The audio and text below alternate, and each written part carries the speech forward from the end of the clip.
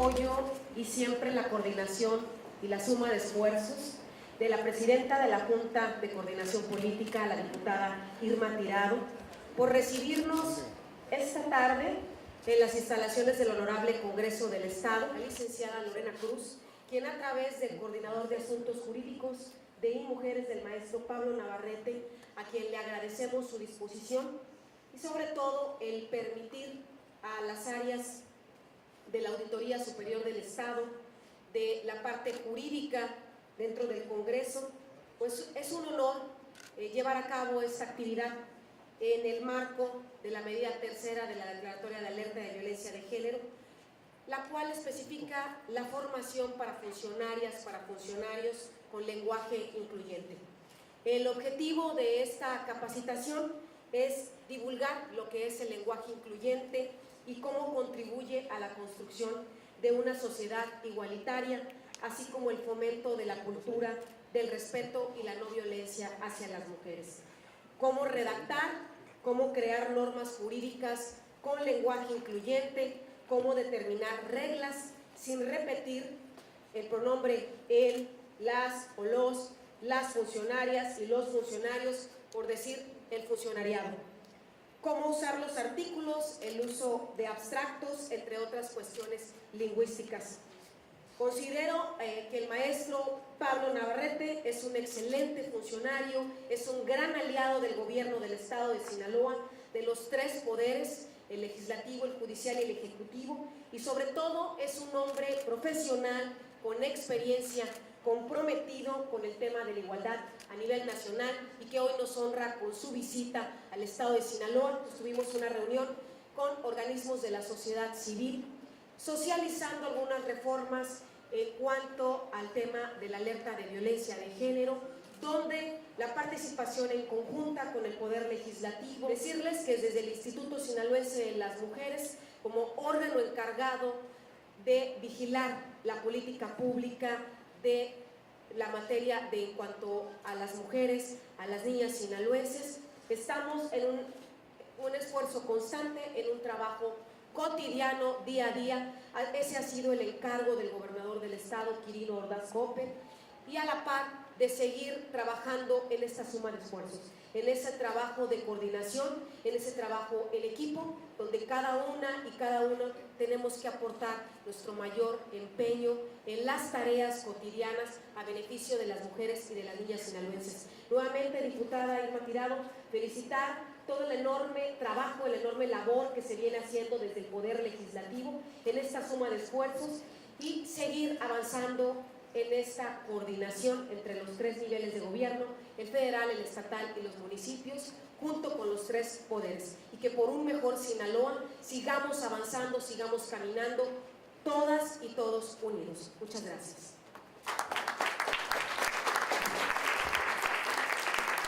Muchas gracias a la doctora Araceli Tirado. Vamos a recibir ahora a la diputada Irma Tirado Sandoval para que nos declare inaugurados iniciadas estas jornadas de trabajo. Con su permiso, diputada presidenta de la Comisión de Equidad de Género, a la doctora Reina Araceli Tirado, en esta inercia de trabajar en conjunto por este tema que es de tanto interés para nosotros. Por supuesto al maestro Francisco Javier Lizárraga, agradecerle todo el apoyo en este tema, en estudios parlamentarios hay mucho que aportar, sobre todo la bienvenida, por supuesto, al maestro en ciencias Pablo Navarrete Gutiérrez, director jurídico del Instituto Nacional de las Mujeres. Durante el ejercicio constitucional de esta 62ª legislatura, sin lugar a dudas, el tema de las mujeres ha sido prioritario. La verdad es que hemos trabajado mucho en contribuir a este tema, no solamente desde la comisión, quien ha trabajado arduamente, sino tengo la fortuna de decir que hemos contado con el apoyo de, ahora sí que de los y las diputadas de los 40 con relación a este tema. Más las expectativas hoy en esta plática, sobre todo con relación a este tema, es afianzar el uso del lenguaje incluyente o no sexista entre el personal del Congreso y la Auditoría Superior del Estado. Recordemos que como caja de resonancia, un Congreso también contribuye desde su participación y desde la generación de la normatividad bajo las que habríamos de regirnos en la reeducación de nuestras propias lenguas, sino quede debidamente plasmado en toda nuestra normatividad como una forma de contribución a los equilibrios de la sociedad que se buscan en este tipo de acciones afirmativas a favor de generar equilibrios propiamente. Muchísimas gracias, bienvenido nuevamente y reitero mi compromiso, doctora, para que siempre encuentre usted con el tema del género las puertas de este Congreso abiertas. Muchísimas gracias. Formalmente al maestro en Ciencias Pablo Navarrete Gutiérrez, abogado egresado de la Universidad de Guadalajara, especializado en temas de derechos humanos, género y democracia. Actualmente cursa la maestría en Derechos Humanos y Democracia de la Facultad Latinoamericana de Ciencias Sociales de México. Desde el 2001 es miembro de la Amnistía Internacional Sección Mexicana. Ha trabajado en organizaciones no gubernamentales de derechos humanos y en la Comisión Estatal de Derechos Humanos de Jalisco. De julio del 2005 a junio del 2017 se desempeñó como director general adjunto en funciones de secretario ejecutivo de la Comisión para Prevenir y Erradicar la Violencia contra las Mujeres en Ciudad Juárez, Chihuahua, órgano desconcentrado de la Secretaría de Gobernación. Como servidor público federal ha participado como integrante de diversas delegaciones mexicanas ante organismos regionales e internacionales de derechos humanos, entre los que se encuentran la Comisión Interamericana de Derechos Humanos, con sede en Washington, D.C., la Corte Interamericana de Derechos Humanos, en su audiencia pública sobre el caso Campo Algodonero contra México, celebrada en Santiago de Chile en abril de 2009, el Consejo de Derechos Humanos de la Organización de las Naciones Unidas en Ginebra, Suiza, ante el Mecanismo de Examen Periódico Universal de Derechos Humanos, celebrado en febrero de ese mismo año. El 9 y el 10 de septiembre de 2009 participó en la Conferencia Internacional sobre la Violencia contra las Mujeres, iniciativa de la presidencia italiana del Grupo de los 8, celebrada en Roma, Italia, entre el 8 y el 9 de marzo de 2010, en la sustentación del quinto informe sobre el Pacto Internacional de Derechos Civiles y Políticos ante el Comité de Derechos Humanos de la ONU, en la sede de las Naciones Unidas en Nueva York, y el pasado 17 de julio en la sustentación del séptimo y octavo informe consolidado de México ante el Comité de la CEDAW, celebrado en la sede de las Naciones Unidas de Nueva York, entre otras muchas actividades. Desde junio del 2007 es coordinador de asuntos jurídicos del Instituto Nacional de las Mujeres y hoy nos va a hablar de este tema apasionante que es el lenguaje incluyente. Recibámoslo con un aplauso. Muchas gracias. Muchas gracias por la presentación. Muchas gracias por la invitación al Instituto Sinaloense de las Mujeres, a la doctora Tirado, y al Congreso la oportunidad de estar con ustedes esta tarde. Que hemos planteado que el genérico universal masculino nos incluye a todas y a todos. Por eso es relevante incluso desde los planteamientos más elementales del saludar en un salón, cuando uno llega y dice buenos días a todas y a todos. Y hay quienes me han dicho, Pablo, eso es realmente chocante, a mí me cae gordo que hagan eso. ¿Por qué no saludan con el todos y pues ya se dan por saludados todos y todas? No, porque ahí empiezan los procesos de invisibilización. Lo que no se nombra no existe. Como el legislativo manda, desde la elaboración de una iniciativa para ver toda la parte de la argumentación jurídica con perspectiva de género, desde el proceso de sustentación de la iniciativa con perspectiva de género hasta la presentación y la discusión de la perspectiva de género. Entonces esto va a ser como una charla introductoria para entusiasmarnos y verle lo positivo que tiene que ver con lo del género. Tres temas. Una breve introducción. ¿Qué es eso del lenguaje incluyente?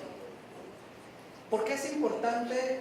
¿Por qué es relevante? Fíjense que ya no solo como un asunto de legitimidad política, de legitimidad democrática al invisibilizar a las mujeres. Pero si nos vamos más a fondo, la carencia del lenguaje incluyente en una iniciativa de ley puede incluso hasta tumbarse. ¿Sí se utiliza acá en el Congreso eso? Tumbarse. Pero se puede ir a un esquema en donde no se apruebe una iniciativa de ley por falta de perspectiva de género o de lenguaje incluyente, para que vean lo importante que es. Desde el Instituto Nacional de las Mujeres, mi oficina da seguimiento a un sistema muy interesante que tiene la Secretaría de Gobernación, que se llama el Sistema Automatizado de Opiniones, el famosísimo SAO, que nos llegan todas las reformas de ley o iniciativas de ley. Nosotras vamos dictaminándolas en cuestiones de perspectiva de género. Y hemos rechazado muchísimas iniciativas porque carecen primero de perspectiva de género y segundo no tienen lenguaje incluyente. Una breve introducción sobre la importancia del lenguaje incluyente y no sexista, que además tiene que ver con un compromiso de derechos humanos de carácter internacional. Vamos a analizar muy brevemente 10 recomendaciones para el uso del lenguaje no sexista que tienen en sus manos. ¿Sí lo tienen? ¿Ok? Y finalmente les voy a ofrecer una herramienta para legislar con perspectiva de género. Y los últimos 7 años con un trabajo muy cercano con congresos locales que me ha permitido desarrollar una herramienta metodológica para legislar con perspectiva de género que se van a sorprender lo sencilla que es, pero lo útil que puede ser. Es importante el lenguaje. Ustedes saben que el lenguaje nos define los sistemas de comunicación, pero también esos sistemas de comunicación vienen cargados de ciertos componentes ideológicos, de una sociedad y de un gobierno en un tiempo determinado y en un espacio, cobrando cierto significado de las cosas y de las personas en el espacio concreto. A partir del lenguaje incluyente se transmiten ideas, sentimientos, formas de pensar de una sociedad y de un gobierno que es importante considerarlo. Y el lenguaje, por supuesto, también nos ayuda pues, a perpetuar y a consolidar una serie de patrones de comportamiento social. Es decir, nuestro lenguaje es profundamente sexista y tenemos en este esquema un aliado que es la Real Academia de la Lengua Española. Y la Real Academia de la Lengua Española dice en pocas palabras, dice, es una barbaridad eso del movimiento de mujeres que quieren que se le hable las y los. Porque entonces al rato van a querer decirle al vaso basa, a la silla sillo, y quieren banalizar el lenguaje. O sea, queremos destruir el lenguaje y por eso la Real Academia de la Lengua Española se opone mucho a la incorporación del lenguaje incluyente. Pero luego viene la parte que le contesta y le dice, no, en este momento histórico de la humanidad, en donde el tema de la discriminación y la violencia es tan grave que en nuestro país cobra la vida al día de 6 mujeres que son asesinadas, y que detrás de esto, de la construcción del lenguaje, de estas ideas que tienen respecto de las personas y de manera particular de cómo son los hombres y cómo son las mujeres, ha traído consecuencias muy serias. Además, si ustedes investigan cuántas mujeres hay en la Real Academia de la Lengua Española, se van a sorprender que es un club de todos. O sea, es un club de niños definiendo las reglas lingüísticas de la habla hispana en el mundo. Entonces, pues por eso se puede uno explicar que les genere tanto problema. El sexismo en el lenguaje, fíjense ustedes que ahí está la clave, porque no todo el lenguaje es sexista, sino solo aquel lenguaje cuando tiene ciertas distinciones que tornan en jerarquías y en posiciones de exclusión de las mujeres frente a los hombres, y que ese lenguaje va reforzando estereotipos y roles de género. Y es decir, en pocas palabras, un lenguaje es sexista cuando nos plantea esa idea de que lo masculino es superior y lo femenino es inferior. El lenguaje sexista y no incluyente para fortalecer toda la idea del androcentrismo, es decir, considerar al hombre como el centro del universo. ¿Sí? Y es una posición que está muy presente en todo. Ustedes chequen las leyes. El origen de nuestro derecho, el derecho romano, donde las mujeres ni siquiera eran ciudadanas, las mujeres eran objetos. Y como esa consecuencia histórica de la transmisión de las ideas respecto de cómo son las mujeres y cómo son los hombres, hoy lo tenemos a nuestro día en la legislación con figuras jurídicas como por ejemplo depósito. El depósito de mujeres o de menores, como si fueran cosas. ¿Se fijan qué absurdo? Y traemos hasta la fecha esos conceptos.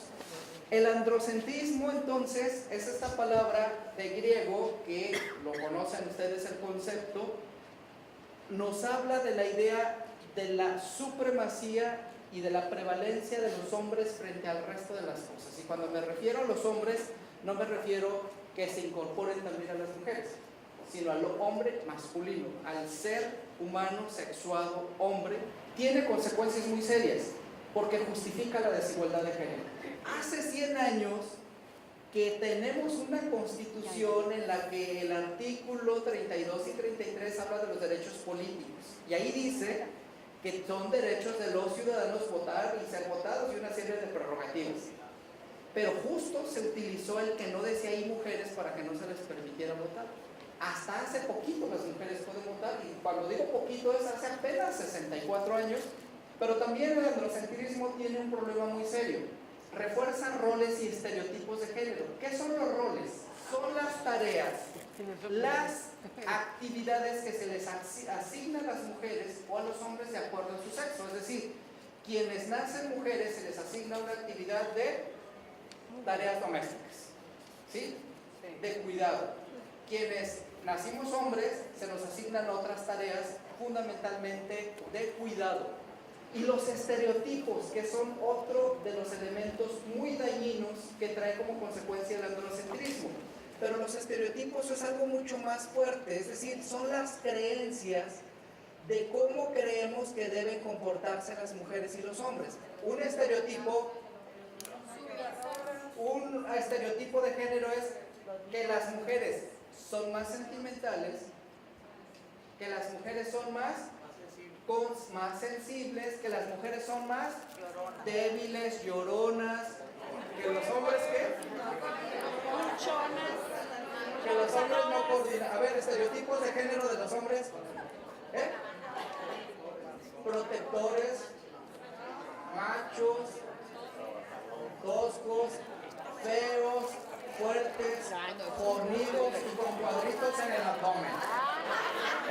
Bien, esa construcción de roles y estereotipos se reflejan en todo. Miren, se reflejan en todo y se reflejan también en las leyes. Y entonces, ¿qué pasa cuando vemos que una mujer no es sensible? Esa es marimacha. ¿Qué pasa cuando alguien en su calidad de hombre dice, no sé?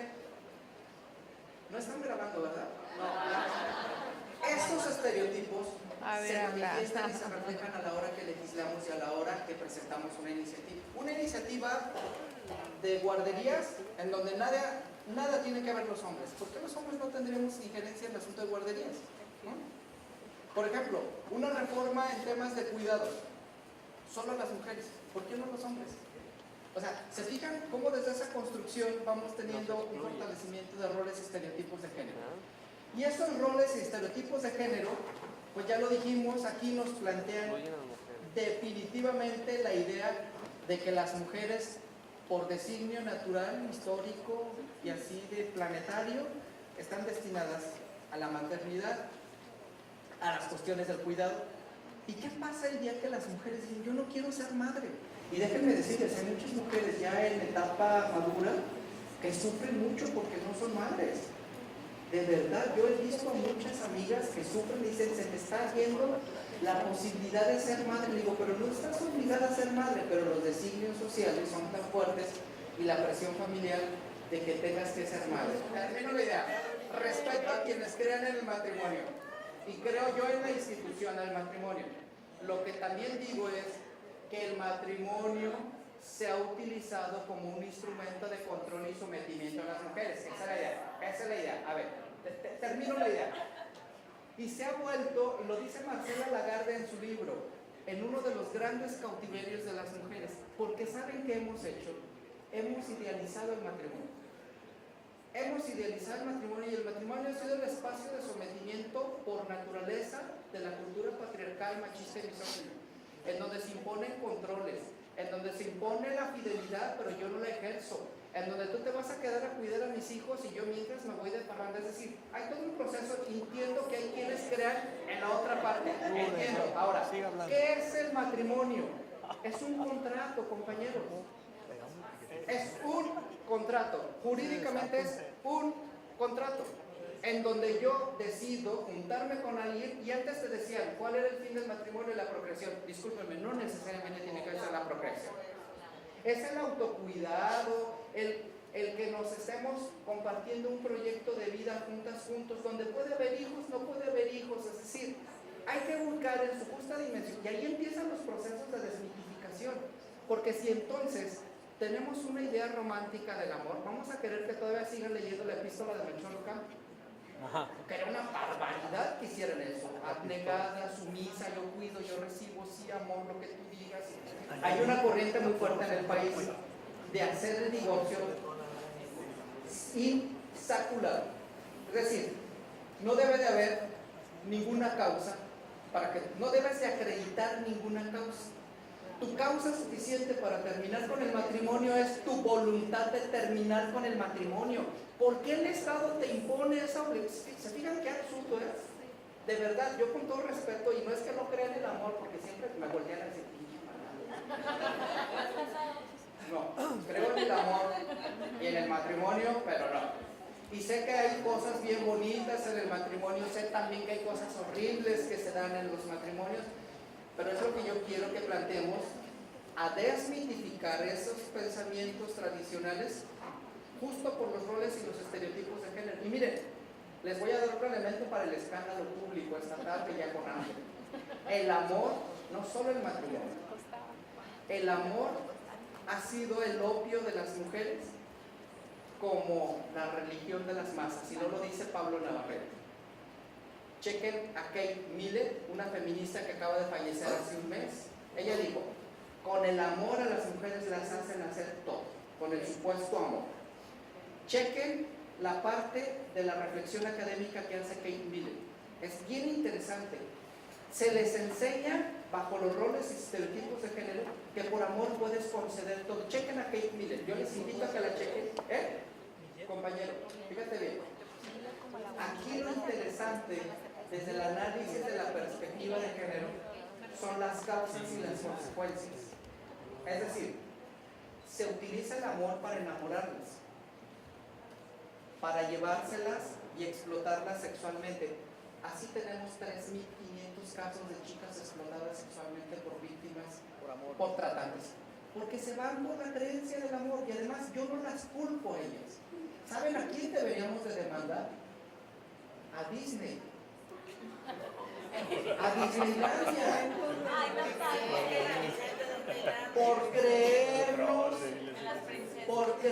por hacernos creer, y sobre todo por hacernos creer a nosotros, hombres, que somos el príncipe azul, el protector, el salvador, y por hacerles creer a las mujeres que va a llegar su príncipe azul a salvarlas, a protegerlas y que van a vivir eternamente felices. Por eso ya han cambiado las películas.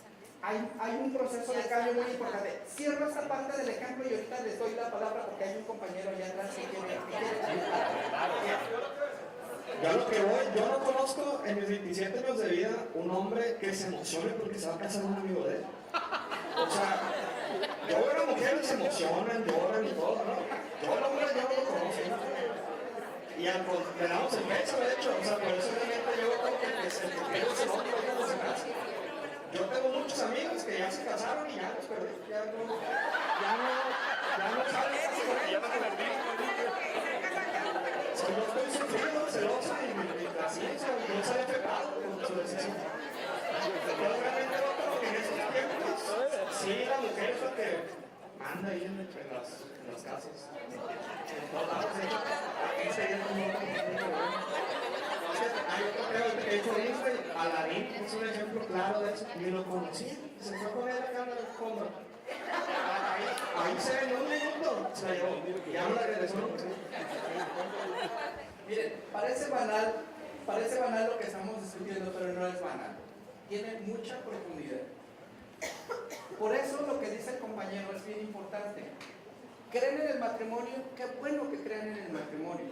No creen en el matrimonio, respeto que no crean en el matrimonio. Lo que yo alcanzo a identificar desde un análisis de género es que el matrimonio, sumado con el amor, en la parte de este amor que te hace perderte de ti misma, no de ti mismo, de ti misma para entregarte al otro, porque eso es lo que les han enseñado. Entrega, abnegación, y mujer que no es abnegada no es mujer. Y hasta aparece así, perdón, con la cara de dolorosa, así de abnegada, como si ese fuera el designio de las mujeres.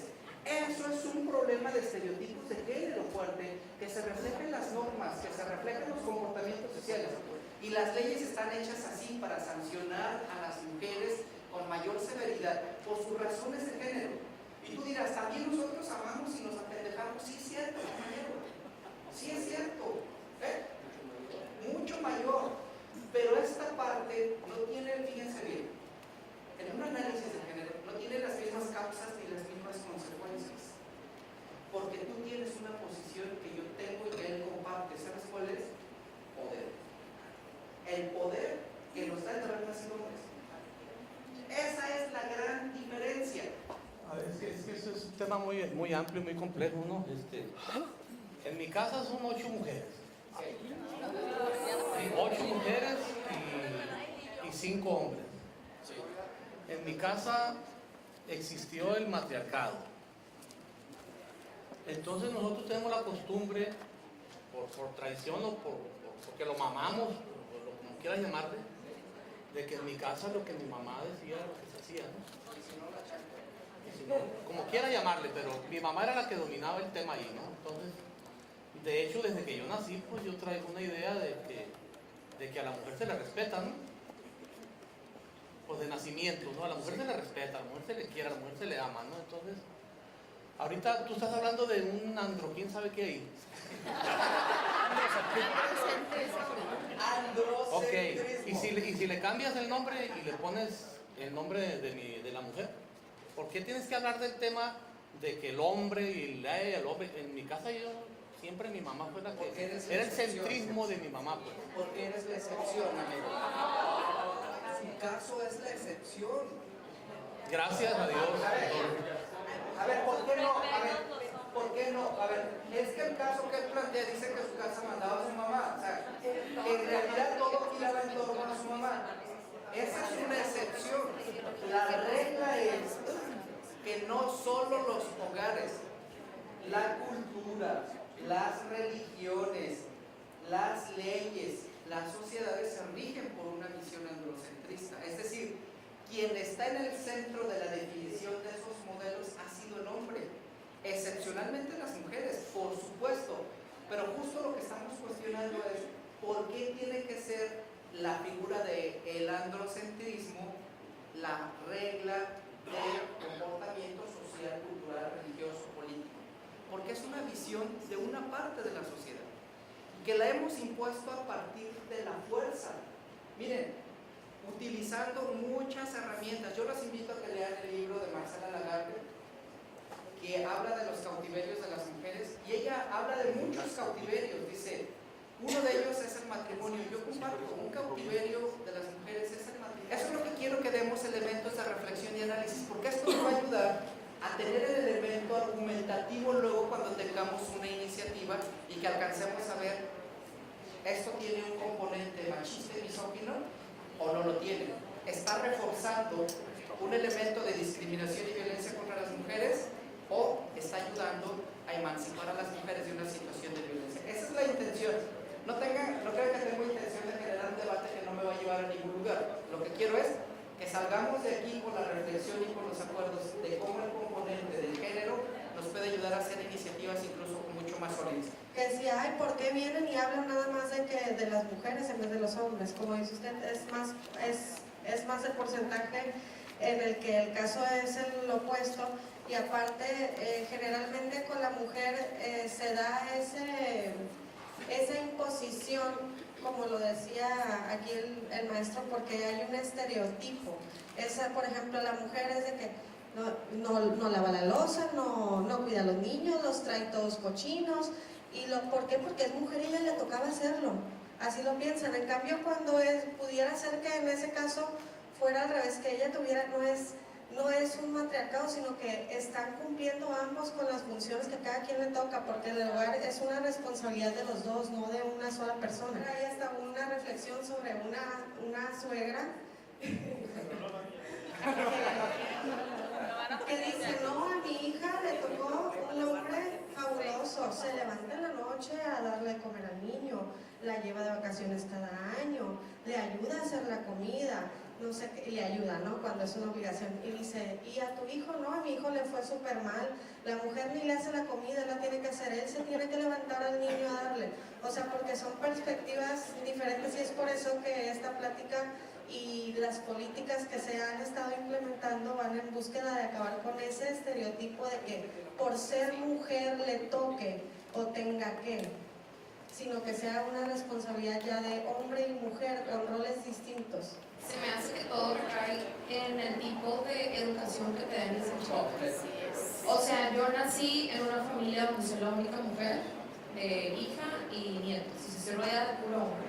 Y no por eso se me inculcó una mentalidad de tú le tienes que hacer caso al hombre porque el hombre es el que manda. O sea, fue todo lo contrario. Fue él puede, tú también puedes. Pero se puede decir, lamentablemente vivimos en un país que se enfoca un poquito más en la superioridad del hombre. A mí me ha tocado, por ejemplo, a las personas de mi edad, yo tengo 23 años, y es todo lo contrario. O sea, mis amigas no son de las que sueñan con su vestido blanco e irse a la casa y estar encerrada en la casa. Exactamente. ¿Por qué? Porque uno como mujer, o sea, hablando desde mi punto de vista y respetando el punto de vista de mis demás compañeros, uno estudia y uno puede ser capaz de superarse y lograr crecer tanto profesionalmente como personalmente sin la necesidad de estar como que en ese nivel de inferioridad de un hombre. Es un asunto cierto generacional, sí, pero también es un asunto cultural. Y lo que está pasando con las nuevas generaciones, lo que menos, miren, los millennials o millennials, lo que quieren hacer es viajar por el mundo, conocer y no casarse. Aunque los criticamos luego porque decimos, ¿y esos cuándo van a sentar cabeza? ¿Cuándo van a comprarse un departamento? No tienen dentro de su aspiración eso. Y es parte de la cultura. ¿Qué ha enseñado la cultura? Y lo que significa el género, ¿saben qué es? Aprender a desmitificar.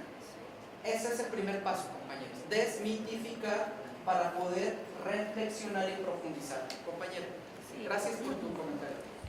Sin duda este tema del lenguaje incluyente es sumamente amplio, ¿no? Sin embargo, a mí sí me gustaría mucho que se hiciera hincapié en eso que usted ha venido señalando, cómo las iniciativas y los dictámenes tienen que tener reflejada esa parte. Sí. Porque, por ejemplo, al momento en que nosotros, como asesores de este ente, decimos o incorporamos un consejo, nos vemos a la tarea de decir, bueno, el presidente de la mesa directiva, a ver, la presidenta y el presidente o la presidencia, secretaria, bueno, la va a integrar la secretaria de Desarrollo Social, bueno, o el secretario de Desarrollo Social, porque ahorita es secretaria. Sí. Entonces, a mí sí se me hace muy importante, y lo recalco, el tema es muy amplio, ¿no? Pero esa parte sí me interesa mucho que se aborda, porque sí, esas dudas surgen mucho en el quehacer que nosotros realizamos. Con mucho gusto, y de hecho me voy a ir más rapidito porque no quiero terminar esta parte. Es subversivo y es polémico siempre. ¿Qué buscamos con la incorporación del lenguaje incluyente? ¿Qué buscamos al eliminar el lenguaje sexista y no discriminatorio? ¿Es una necedad o es una necesidad? Esas son preguntas. Se reconozca el derecho de las mujeres a ser nombradas por su sexo. En los cargos, no es lo mismo un médico que una médica, no es lo mismo un presidente que una presidenta, un arquitecto que una arquitecta, un ingeniero que una ingeniera, profesor, profesora, técnico, técnica. Y yo veo espeluznado todavía en algunos lugares que donde ni siquiera a la presidenta del Congreso le ponen presidenta. Presidente de la mesa directiva, María X.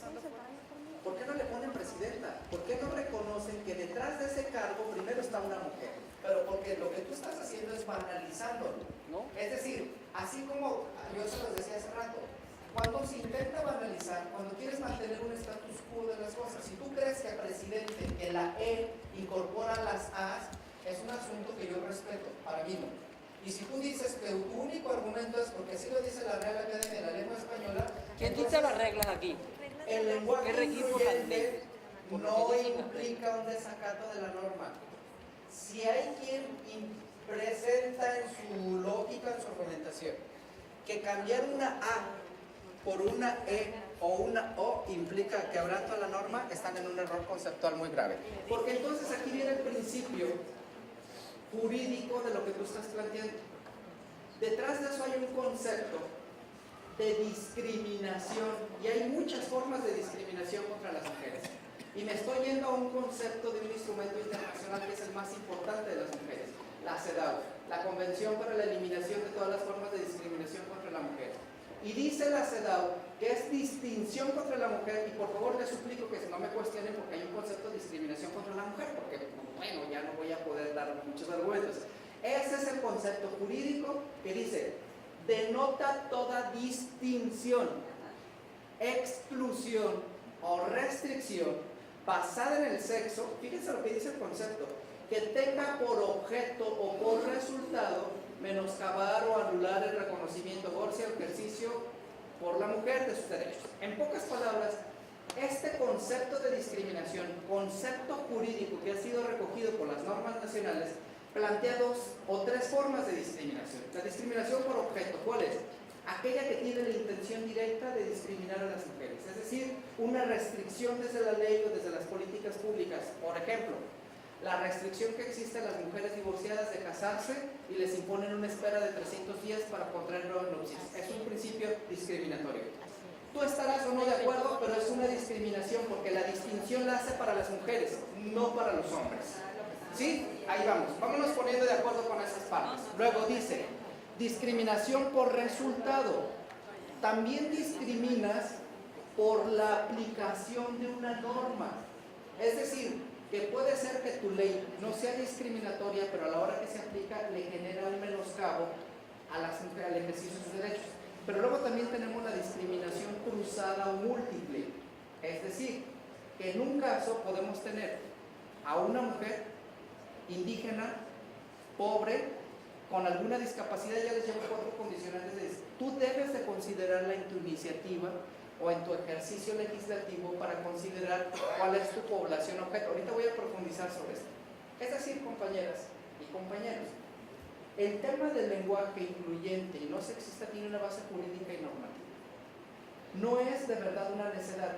Y puede parecer que estemos rebelándonos contra la Real Academia de la Lengua Española. Sí es un asunto de cuestionarles por qué te están imponiendo un lenguaje en el que dicen que no puedes decir, hablar en términos de acuerdo al sexo que os corresponda y que incluso te permite en un espacio donde mayoritariamente están mujeres hablar en femenino y decir nosotras. No va a pasar nada, pero sí pasa cuando tenemos bien arraigados los esquemas. O sea, ¿por qué los van a mencionar como mujeres? Si yo soy macho, yo soy hombre, hasta uno voltea a verse, ¿sabes? No están poniéndose en duda la virilidad, compañeros. Lo que se está poniendo en cuestionamiento es ese estado de cosas que ha fundamentado la discriminación y la violencia contra las mujeres. Eso es el gran origen de este problema. No me voy a meter en las 10 recomendaciones que tienen en sus hojas, les quiero compartir la metodología por el tiempo que nos queda. Miren, herramientas para legislar con perspectiva de género. Yo alcanzo a ver 2 dimensiones de la perspectiva de género en un órgano legislativo como este. La primera, que tiene que ver con una dimensión interna, es decir, toda la parte de la cultura institucional, y sé que este Congreso tiene un trabajo muy importante de fortalecimiento y promoción de la perspectiva de género. Es decir, tienen una comisión del Congreso que yo suplicaría, por favor, quienes estén asesorando a la Comisión de Equidad. ¿Es equidad? Sí. Yo entiendo que haya posiciones políticas respecto del matrimonio igualitario. Estén o no estén de acuerdo, la Corte ya decidió que es discriminatorio que no se establezca la posibilidad de matrimonio igualitario. Crean o no crean en eso, más allá de eso, de estos temas. El tema de familia, de interrupción legal del embarazo, que también ya hay toda una posición fijada de parte de la Corte. Si una comisión tiene asignados los temas de igualdad, género y familia, hay un choque, porque se cree que se contraponen los temas de la familia con los del género.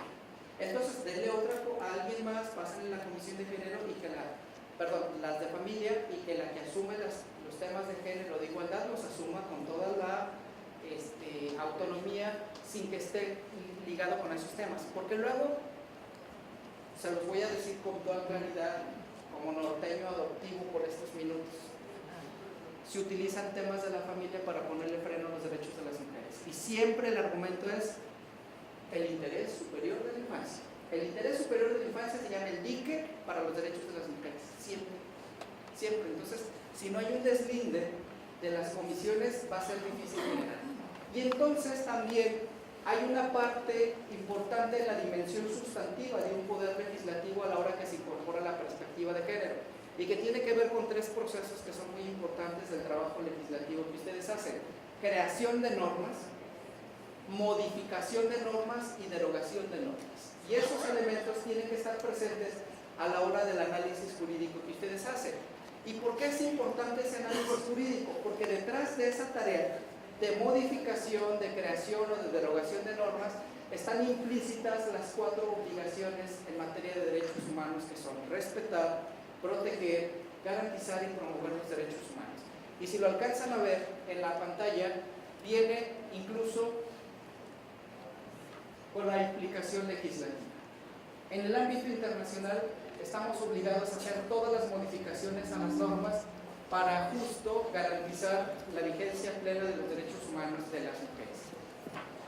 Ahí están los 3 tipos de discriminación que ustedes tienen que revisar que sus leyes no estén incurriendo para las mujeres.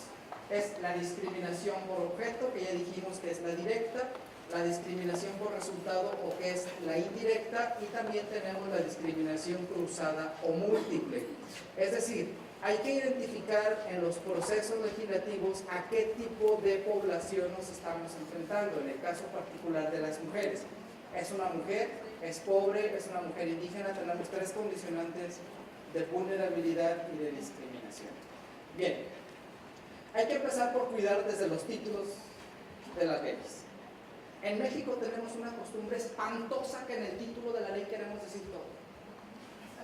Ley para la trata de personas, ley general para prevenir, atender, sancionar, erradicar y atender a las víctimas y bla, bla. O sea, son como 3 cuartillas del título de la ley, en lugar de que usemos conceptos cortos en el que transmitan cuál es el propósito protector de esa ley.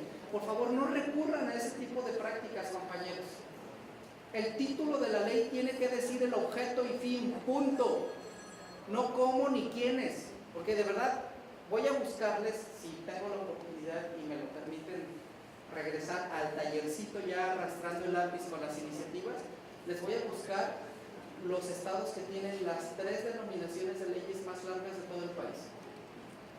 De verdad, es terrible por técnica legislativa y además por cuestiones de reconocimiento del título de la ley. Por ejemplo, la Ley General de Trata. O sea, ¿qué les costaba poner Ley General de Trata?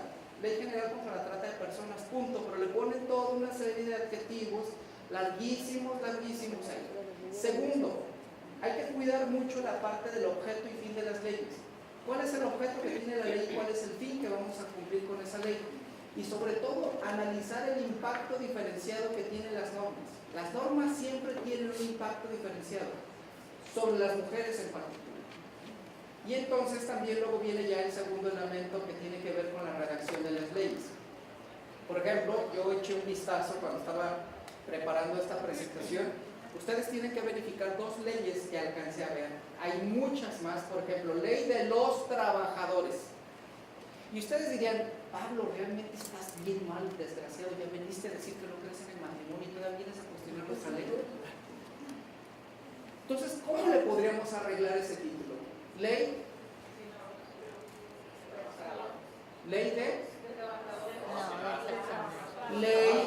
de las personas trabajadoras al servicio de los municipios.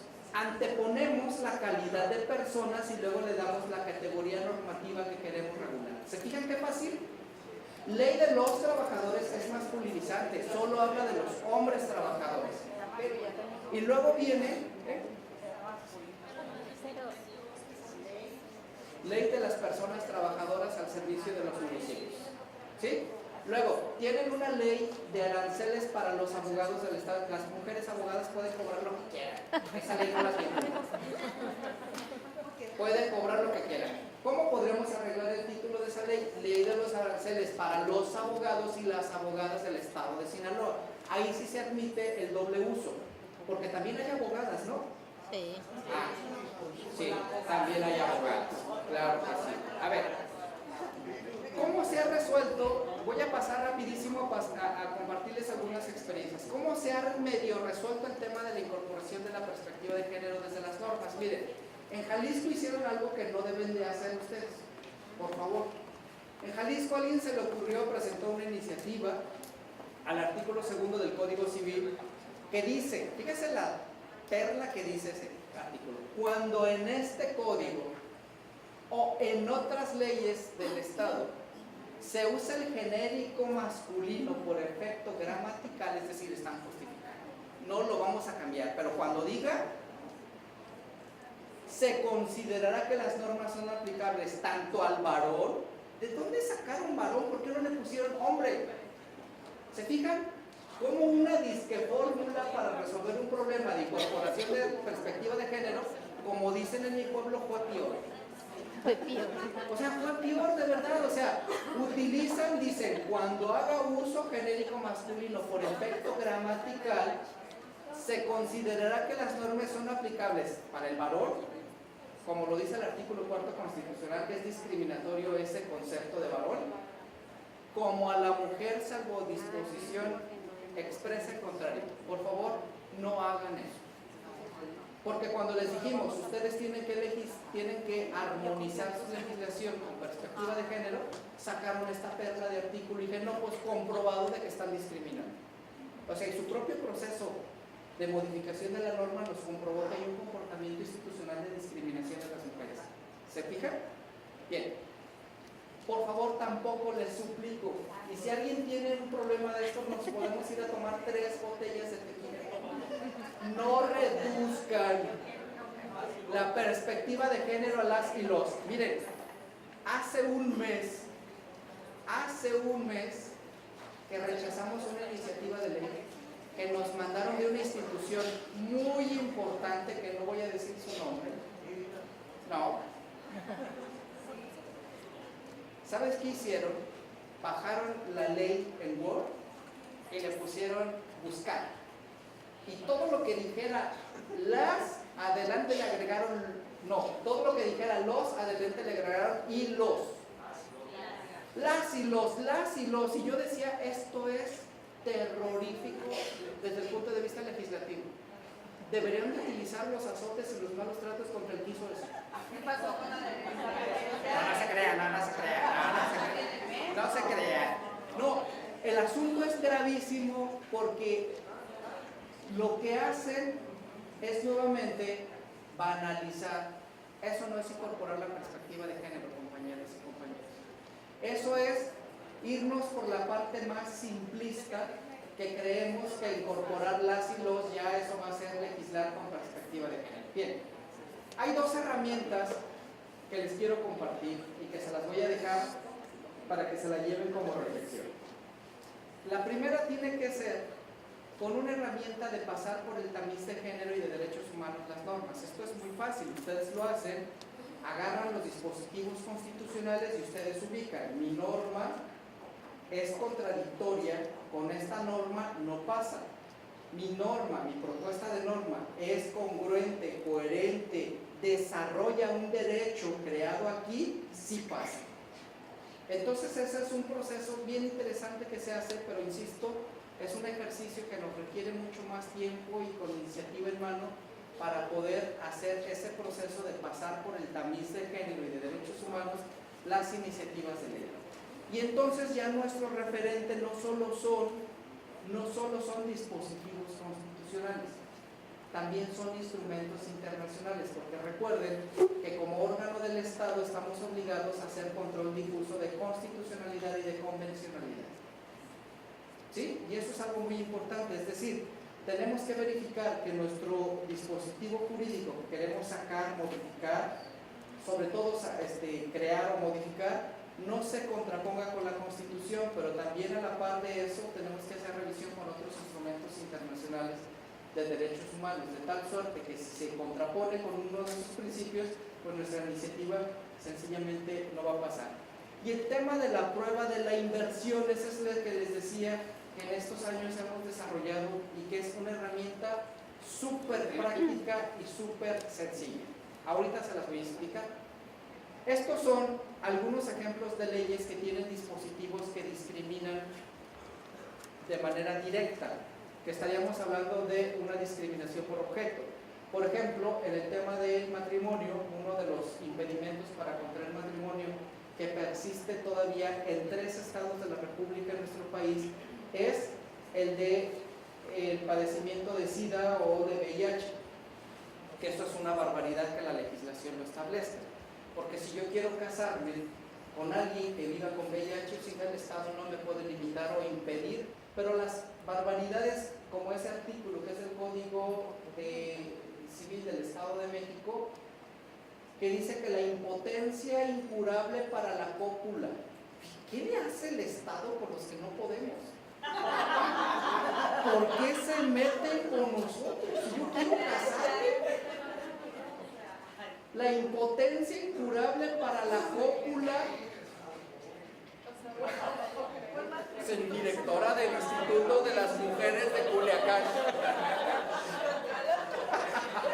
Está muerta de risa. Dice, a ver, no, chequen el dispositivo, es una joya. Dice, son impedimentos para contraer matrimonio la impotencia incurable para la cópula, salvo cuando exista por causa de la edad o cuando por otra causa diversa sea conocida por ambos contrayentes. El síndrome de inmunodeficiencia adquirida y cualquier otra enfermedad crónica incurable que sea además contagiosa hereditaria. Aquí es donde viene la parte hipócrita de los dispositivos jurídicos. No que el amor lo puede todo, que en lo próspero y en lo adverso, con VIH y sin VIH, que si puedes y no puedes. A ver, ¿qué dice el artículo 272 sobre el matrimonio?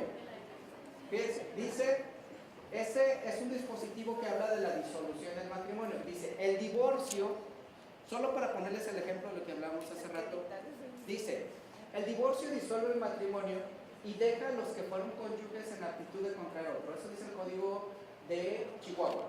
Eso es el divorcio, ¿no? Pero bueno, ¿qué pasa en la práctica? Hay una restricción. Dice, sí, dice, la mujer, dice solo la mujer, no puede contraer nuevo matrimonio sino hasta pasados 300 días después de la disolución del anterior, a menos que dentro de este plazo diere a luz a un hijo o presente ante el oficial de registro civil un certificado expedido por un centro de salud pública en el cual conste que no se encuentra embarazada al momento de solicitar el matrimonio. ¿Por qué creen que está este dispositivo? Por la filiación, es decir, el Estado preocupado de qué va a pasar. Ahora, compañeras, no hay una prueba que lo pueda resolver que se llama ADN para identificar las cuestiones de paternidad. ¿Por qué persistir una restricción de esta naturaleza solo para las mujeres? Es discriminatorio. Y siempre que he presentado esto es un escándalo, porque a mí me parece que no podemos permitir estos tratos desiguales de las mujeres, aunque déjenme decir, no he conocido una sola divorciada que ya quiera meterse el día siguiente a otro infierno. No he conocido una sola. No. Claro que sí. Va. A ver, compañeros y compañeras. Ahí va. Termino nada más compartiéndoles. ¿Cómo saber cuando se está usando un lenguaje sexista? Hagan uso de la prueba de inversión. Esta prueba nos puede ayudar si sustituimos la palabra que posea determinado género por la correspondiente al género opuesto. Es bien sencillo. Por ejemplo, la anterior, ahí dice la mujer, y muchos pudimos haber dicho, está bien, ¿para qué se casan? Nomás andan llevándose a nuestros amigos que los perdemos para siempre. Que nomás se llevan los amigos que los perdemos para siempre. ¿Qué pasa, amigas y amigos, si en lugar de decir ahí mujer, dijera el hombre no puede con... Yo les aseguro que yo hubiéramos organizado una pinche marcha de aquí a Zacatecas, a Chihuahua, donde allá nos hubiéramos manifestado porque me están limitando mi derecho a matar. ¿Se fijan? Las cosas cambian mucho desde la perspectiva en donde lo vemos. Eso es un tema de género. Entonces la prueba de la inversión es bien sencilla. Si sustituimos la palabra del sexo y nos hace ruido, Si en la segunda formulación la palabra pierde sentido inicial o resulta ofensiva para algún sexo o si resulta discriminatoria, entonces la palabra es sexista. Les voy a poner unos ejemplos. Ahí está. Las diputadas aprobaron por unanimidad la ley. Tenemos un problema sexista. Solo se refiere a las diputadas. Los diputados aprobaron por unanimidad la ley. Tenemos un problema de uso sexista del lenguaje. Tenemos dos formulaciones. Una que es la específica de las diputadas y diputados aprobaron por unanimidad la ley. No estoy invisibilizando a ninguno, pero también puedo decir el Pleno del Poder Legislativo aprobó por unanimidad la ley. ¿Se fijan qué diferencia y qué fácil? ¿Pudiera decir los diputados? Sí, también puede ser, es correcto.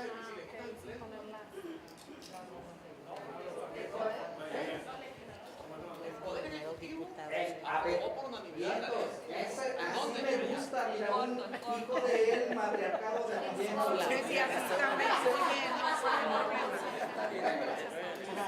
A ver, fíjense, hay otra formulación, compañeras.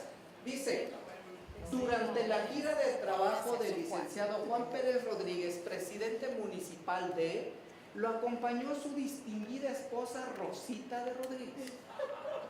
¿Qué pasa cuando hacemos la prueba de la inversión? Fíjense ustedes. Durante la gira de trabajo de la licenciada Rosa García Gutiérrez, presidenta municipal de, lo acompañó su distinguido esposo Juanito de García. ¿Verdad que se oye horrible? No le va a gustar su Juan. No le va a gustar. ¿Se fijan? Qué sencillo es. Entonces, el lenguaje es sexista. Y además, ese asunto del de, el de, por favor, no lo usen al menos que su apellido expresamente así venga.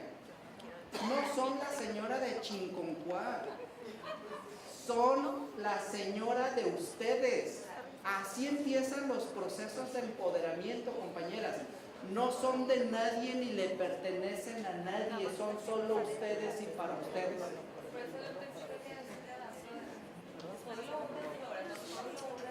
Es correcto. Con todo respeto para las suegras. Ok, va. Miren, entonces ahí están ya los ejemplos. Si lo invertimos, nos hace ruido. Los hombres no pueden contraer nuevo matrimonio sino hasta pasado 300 días después de la disolución del anterior. ¿Verdad que suena discriminatorio? ¿Verdad que nos manifestaríamos? Yo pensé que era verdad.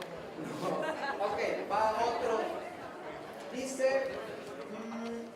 es que este era un ejemplo de una ley que decía los ciudadanos del estado de Baja California tienen la obligación, en lugar de los ciudadanos son los habitantes.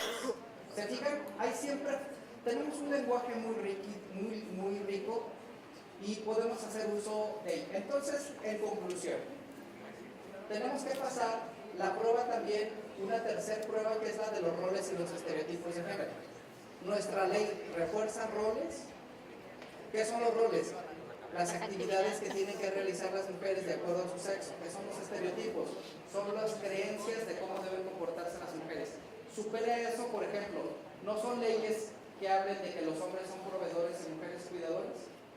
O sea, son tres herramientas muy sencillas y con esto termino.